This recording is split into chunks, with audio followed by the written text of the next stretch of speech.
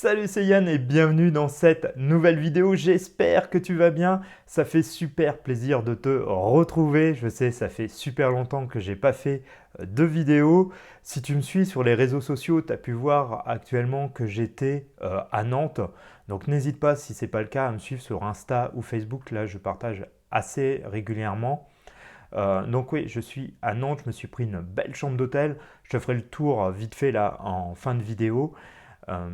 Et je voulais en profiter aujourd'hui pour te parler de quelque chose qui me tient particulièrement à cœur, c'est de te parler de minimalisme. Je me suis rendu compte qu'il n'y avait pas beaucoup de vidéos sur ce milieu-là, surtout en français. On trouve beaucoup de vidéos féminines, mais pas trop masculines. Donc je vais essayer de te partager régulièrement mes étapes pour devenir minimaliste. C'est vraiment quelque chose qui me tient particulièrement à cœur.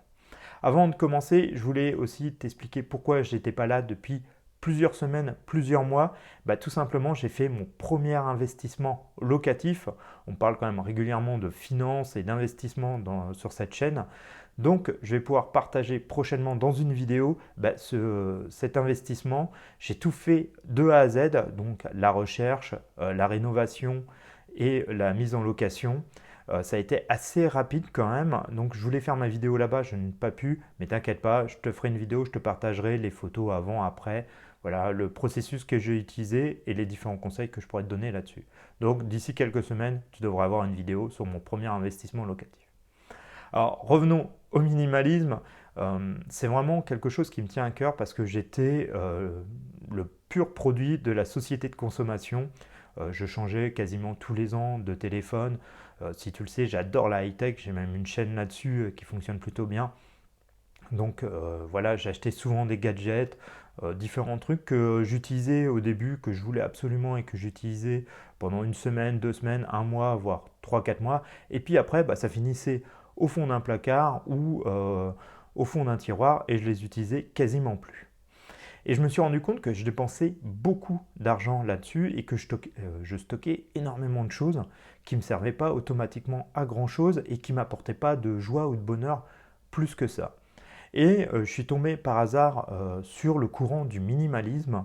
Alors j'ai lu un livre qui s'appelle L'essentiel et rien d'autre. Je te mets le nom de l'auteur, je te mets tout en description, parce que c'est un auteur japonais.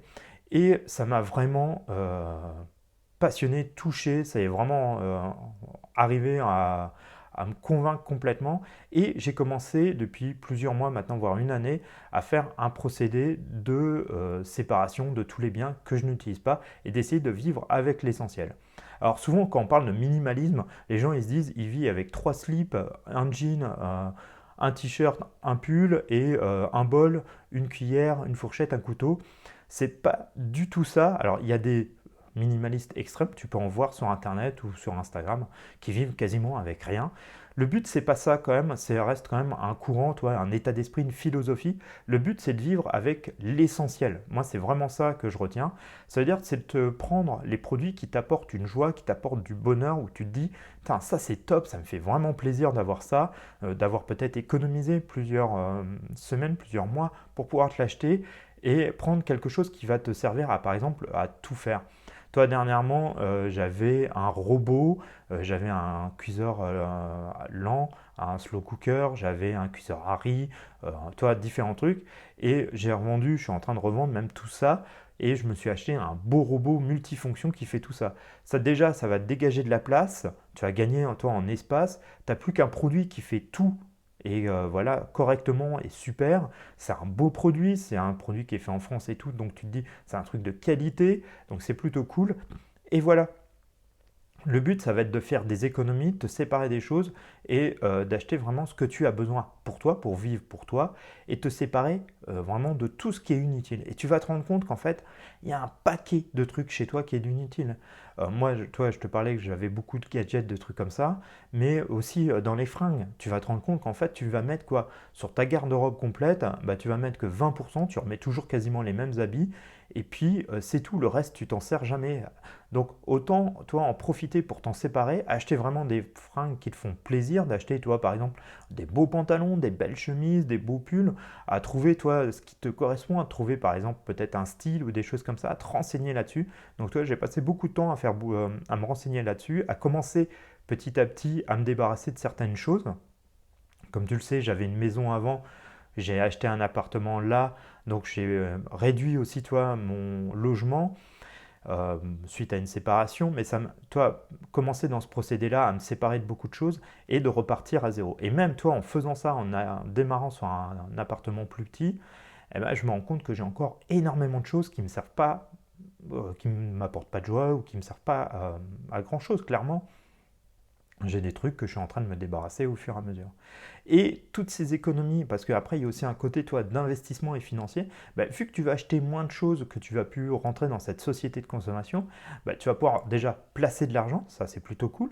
Tu vas pouvoir peut-être faire des voyages, pouvoir te prendre par exemple comme là une belle chambre d'hôtel, prendre un beau gîte, un beau Airbnb et te faire plaisir et vivre en fait plus des événements, des sensations, des choses comme ça que d'acheter du matériel. Parce qu'il faut se dire quand même quelque chose, toi, moi c'est comme ça que j'en suis venu, c'est que super, t'achètes tout le dernier iPhone, machin et tout, c'est cool, toi si tu fais ça, il n'y a pas de souci.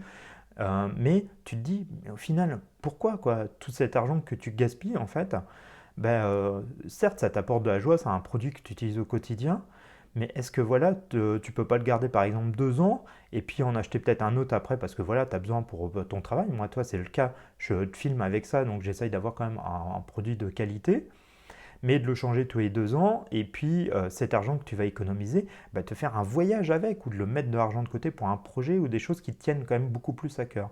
Parce que cet iPhone, au final, tu vas te dire, ouais, je l'ai eu, mais toi, ça va être juste le seul souvenir que tu as que si tu te prends un beau voyage, il sera toujours en souvenir dans ta tête. Tu t'en rappelleras toujours. Le week-end que tu as passé au bord de la mer dans un bel hôtel ou un bel endroit, tu t'en rappelleras toujours. Ça sera toujours dans tes souvenirs.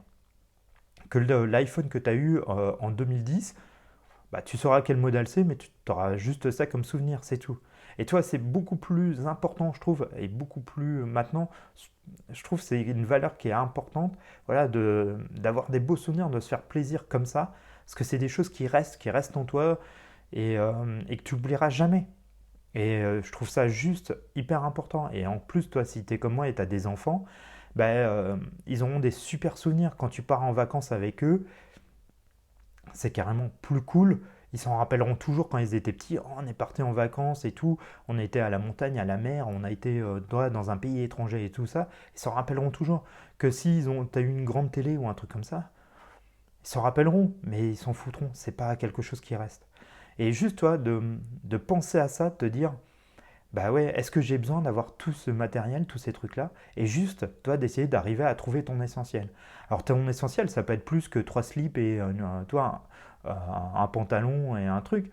Ça peut être, toi, d'avoir un beau robot, de pouvoir avoir une belle cafetière parce que tu adores le café.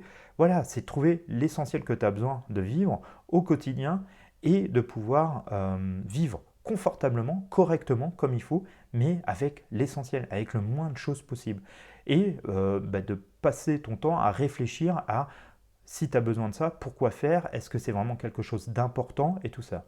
Donc je te ferai d'autres vidéos pour t'expliquer ma démarche, comment j'en suis devenu minimaliste, comment toi j'ai procédé au début pour faire ça. Je te conseille quand même de lire si ça t'intéresse, alors on en rediscutera, mais de lire le livre L'essentiel et rien d'autre.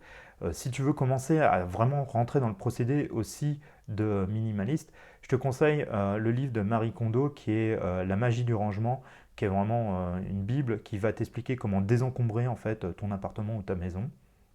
Et tu vas te rendre compte qu'en fait, tu as, as plein de choses en fait que tu n'utilises pas ou que tu n'utilises jamais. Tu sais, c'est un peu les cartons que tu as, tu sais, dans le grenier ou dans le garage et tout ça, qui sont là depuis 1 an, 2 ans, 3 ans, et qu'au final, tu stockes, mais qui ne te servent à rien. Et tu vas pouvoir te libérer de tout ça, récupérer un peu d'argent, donner toi peut-être une partie, tu vas récupérer de l'espace, d'avoir toi un espace qui est libre, où tu n'as pas trop de choses, qui ne vient pas prendre une place sans folle. C'est quand même beaucoup plus agréable d'avoir des espaces aérés. Tu vas gagner en qualité de vie, tu vas gagner en joie, en bonheur. Je peux te l'assurer. Ça peut paraître un peu bizarre, un truc un peu de moine bouddhiste ou un truc. Alors c'est un courant qui vient en partie du Japon. On sait que là-bas, les emplacements sont très réduits, tu sais, les logements sont très réduits, tout ça. Donc ils vivent vraiment avec l'essentiel. Mais voilà, c'est cool. Toi, par exemple, moi j'avais une collection de vieils ordinateurs Apple. Ben, toi, je m'en suis, toi, je commence à quasiment ne plus en avoir, à me mettre tout séparé, parce que voilà, je vais pas monter un musée, par exemple. Toi, j'ai pas l'intention de monter un musée. C'était des trucs qui prenaient la poussière, et voilà. Alors certes, c'était cool, toi, de les réparer, de les remettre en état, et puis après, bah voilà, ils restaient dans un placard ou sur une étagère en démo, et puis c'est tout. Ça n'avait aucun intérêt. Donc voilà, c'est plus toi d'aller chercher cet essentiel petit à petit. Et c'est vraiment quelque chose qui, moi, m'a transformé. Ça te permet aussi de, bah, comme je te disais, de mieux gérer tes finances parce que bah, tu vas arrêter d'acheter des trucs n'importe quoi, peut-être de te mettre dans le rouge. Tu vas peut-être pouvoir, avec cet argent, bah, comme je te disais, l'économiser et commencer à en placer et pouvoir te faire voilà, un kit de survie, un fonds de survie. Tu vas pouvoir faire des voyages, d'autres choses qui sont beaucoup plus essentielles à l'être humain, je pense, que d'avoir des multipossessions, voilà, d'avoir 2, 3, 4 téléphones, un ordinateur, une grande télé, machin. Ça sert à rien. Prends vraiment ce que tu as besoin. Voilà, c'est ce que je voulais te partager dans cette vidéo. N'hésite pas si tu as des questions, des interrogations ou ce que tu en penses de tout ça dans les commentaires. Je serai avec plaisir à partager avec toi sur ce thème. Et je vais te faire des vidéos un peu plus sur comment j'ai fonctionné pour me débarrasser, comment les techniques que j'ai utilisées, voilà, voir un peu tout ça. Je vais te partager, je pense, plus régulièrement sur ce sujet-là parce que c'est vraiment quelque chose qui me tient vraiment à cœur. Et, euh, et je pense que si je peux aider, même si c'est toi qu'une personne, même si c'est que toi ou des milliers de personnes, peut-être à changer d'état d'esprit et à pouvoir réaliser des choses qu'ils ont envie, bah, ça serait juste cool. Voilà, donc n'hésite pas à me suivre sur les réseaux sociaux, Facebook, Insta, c'est Yann Guirec, il y a tout dans la description en dessous, donc n'hésite pas à aller voir. Et puis je te dis à bientôt pour une nouvelle vidéo. Salut, ciao. Allez, comme promis, une visite de la chambre. Donc voilà, toi, petit dressing, c'est plutôt cool. Il y a un frigo ici. Voilà, toi, petit frigo avec en plus il y a une bouteille, c'est cool. On a, hop, et regarde, coucou, la salle de bain avec une baignoire, ça c'est vraiment juste extra. J'adore les chambres d'hôtel avec une baignoire. Maintenant, de plus en plus, tu trouves des douches, les WC, tout ça, on s'en fiche un peu. Et après, bah, regarde-moi ça, un super lit, poste de travail avec vue sur dehors. C'est plutôt cool. Télévision, petit fauteuil. On est plutôt pas mal.